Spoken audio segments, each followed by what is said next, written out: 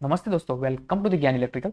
So friends, आज की इस वीडियो में हम बात करने वाले हैं automatic voltage regulator of generator के बारे में।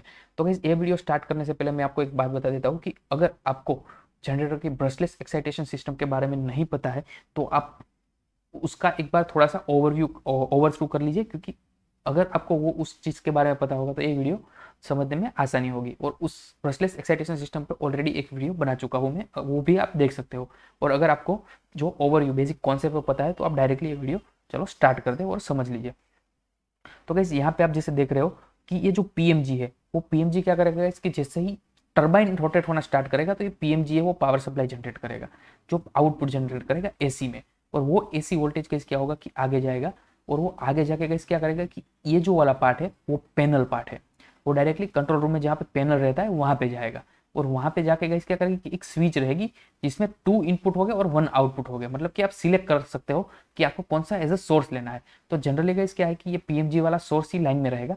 बट गाइस, अगर पीएमजी में कुछ दिक्कत आ गई तो आप उसको, अगर ये जो एवीआर है उसको सोर्स देना चाहते हो तो आप इमरजेंसी स्टैंड बाय ट्रांसफॉर्मर से भी दे सकते हो। तो उसके लिए एक स्टैंड बाय ट्रांसफॉर्मर दिया रहता है।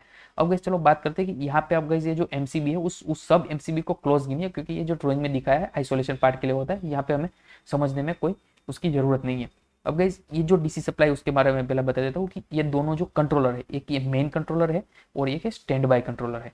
क्योंकि guys, at a time only एक ही कोई कंट्रोलर चालू होगा, ऑन होगा, और एक का जो स्टैंड बाय है वो दूसरा रहेगा कि अगर कोई जो चल रहा है, कोई रनिंग एवीआर का कंट्रोलर है, उसमें फॉल्ट आ गया तो दूसरा लाइन में आ जाएगा, उसके लिए रहता है।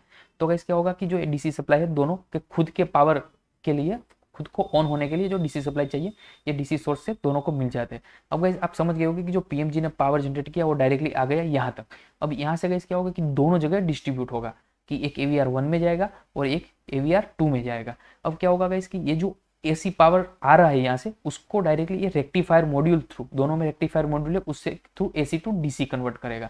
अब ये जो डीसी है वो डीसी क्या करेगा कि यहाँ पे डीसी के आउटपुट में एक आईजीबीटी रहेगा, वो डीसी को कंट्रोल डीसी करेगा। मतलब कि जो हमको रिक्वायर्ड है वो डीसी का वोल्टेज जो है आउटपुट वेरी करना है वो हम कर सकेंगे ये वाला पार्ट से। ये चॉपर रहेगा। तो गाइस, ये चॉपर का आउटपुट है वो बाद में जाएगा डायरेक्टली एक्साइटर के फील्ड को। तो ये जो है वो एक्साइटर का फील्ड है। अब एक्साइटर के फील्ड को जाएगा तो एक्साइटर क्या है, एक्साइटर के रोटर में वोल्टेज इंड्यूस हो गया और वो वोल्टेज एसी में हो गया, तो वो एसी को वापस रोटेटिंग डायोड है वो डीसी में कन्वर्ट करेगा। और वो डीसी जाएगा डायरेक्ट ऑल्टरनेटर के रोटर को, यानी कि ऑल्टरनेटर के फील्ड को। अब ऑल्टरनेटर को फील्ड को जाएगा और जनरेटर है वो रोटेट हो रहा है। तो क्या होगा कि इसकी जो जनरेटर के स्टेटर पार्ट है उसमें वोल्टेज इंड्यूस हो गया और वो वोल्टेज आपको डायरेक्टली मिल जाएगा उसके आउट गोइंग में। तो इस हिसाब से ये जो एवीआर है वो फंक्शन करता है। अब गाइस बात करेंगे कि एवीआर रखने के पीछे का रीजन क्या है। तो गाइस, जैसे आप यहाँ पे देख रहे हो कि ये जो है PT2 और PT1 यहाँ पे दिखा है, और ये कहाँ से लिया है कि जनरेटर के आउटपुट साइड से हमने सेंसिंग लिया है पीटी का। यहाँ से आउटपुट है, ये जो बस है जहाँ से वोल्टेज जनरेट किया, फॉर एग्जाम्पल 6.6 केवी जनरेटर ने जनरेट किया, तो 6.6 केवी का यहाँ से आउटपुट लिया है, और वो आउटपुट डायरेक्टली जा रहा है दोनों एवीआर के कंट्रोलर में। तो गाइस, इसका मतलब क्या हुआ कि ये जो एवीआर है कंटिन्यूसली मॉनिटर करेगा आपके बस के वोल्टेज को। अब अगर आपका 6.6 केवी का बस है तो, और जनरेटर 6.6 केवी जनरेट कर रहा है, तो जो एवीआर है वो एज इट इज जितना आउटपुट दे रहा है उतना ही आउटपुट देगा। बट अगर गाइस कोई भी रीजन की वजह से चाहे जनरेटर पे लोड बढ़ गया तो क्या होगा कि 6.6 केवी का वोल्टेज वो थोड़ा कम होगा। फॉर एग्जाम्पल 6.5 केवी होगा या तो फिर 6.4 केवी होगा। तो जितना कम हुआ उस हिसाब से ये पीटी डायरेक्टली सेंस कर लेगा, और पीटी सेंस करेगा और कंपेयर करेगा कि भाई ये 6.6 केवी की जगह 6.4 केवी हमें मिल रहा है। तो क्या होगा कि ये जो हमारा चॉपर है वो ऑटोमेटिकली वोल्टेज है वो राइज कर देगा आउटपुट में। तो ये वोल्टेज राइज होगा तो ये डायरेक्टली आपके फील्ड वाइंडिंग, एक्साइटर के फील्ड वाइंडिंग को राइज करेगा, मतलब कि ज्यादा करंट देना स्टार्ट करेगा। तो क्या होगा कि इनडायरेक्टली आपके जनरेटर के फील्ड को भी ज्यादा करंट मिलेगा, और जो आउटपुट में वोल्टेज है वो वापस राइज होकर 6.6 केवी पे आ जाएगा।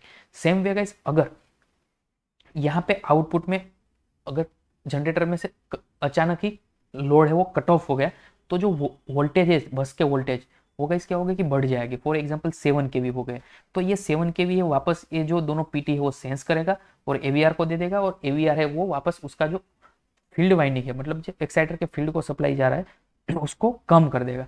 तो फील्ड का जो एक्साइटेशन, फील्ड जो एक्साइटर को जो फील्ड वाइंडिंग में करंट मिल रहा है वो कम हो जाएगा, तो करस्पॉन्डिंगली जो जनरेटर का फील्ड वाइंडिंग है उसको भी करंट मिलना कम हो जाएगा। तो क्या होगा गाइस कि जो जनरेटर है उसका आउटपुट वोल्टेज है वो थोड़ा डाउन आ जाएगा।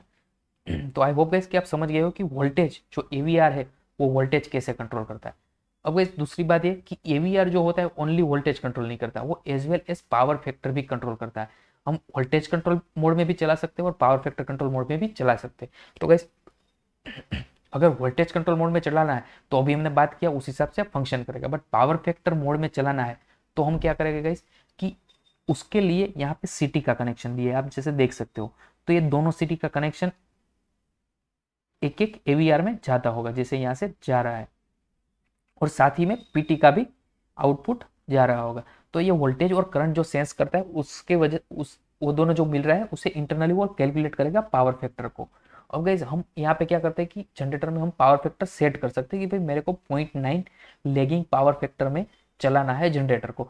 तो वो इन दोनों के जो सेंस मिला वोल्टेज और कंट्रोल जो आउटपुट में यहाँ पे लगा है दोनों चीज, तो क्या होगा कि यहाँ से वोल्टेज और करंट को सेंस करेगा और देखेगा कि भाई कितने पावर फैक्टर पे जनरेटर चल रहा है। फॉर एग्जांपल 0.8 पे चल रहा है तो क्या होगा कि इसकी ये जो चॉपर है उस हिसाब से फील्ड एक्साइटेशन को वेरी करेगा और वापस वो पावर फैक्टर है जो एक्साइटर के फील्ड है उसको करंट है वो वेरी मिलेगा और वो करंट चेंज मिलेगा। तो क्या होगा इसकी जनरेटर के वाइंडिंग है जनरेटर है उसके फील्ड को भी करंट है या तो फिर वोल्टेज है वो दोनों डिफरेंट मिलेगा और उस हिसाब से जनरेटर का आउटपुट है उसका जो पावर फैक्टर है आउटपुट में वो भी मेंटेन हो जाएगा।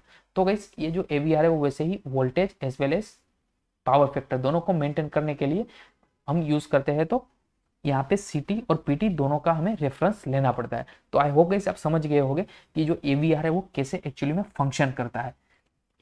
और गाइस अगर आपको वीडियो अच्छा लगा हो कि ये जो मैंने एक सिंगल लाइन डायग्राम है ड्राइंग है उस पे से एक्सप्लेन करने की ट्राई की है, तो अगर आपको ये अच्छा लगा हो तो आप प्लीज़ नीचे कमेंट सेक्शन में लिखिएगा कि ये जो टेक्निक है वो अच्छी है, तो उस हिसाब से मैं नेक्स्ट वीडियो लाऊंगा। और गाइज अगर आपने अभी तक हमारा यूट्यूब चैनल सब्सक्राइब नहीं किया तो सब्सक्राइब कर लीजिए क्योंकि आगे हम मिल सके। थैंक यू गाइज, मिलते हैं नेक्स्ट वीडियो में।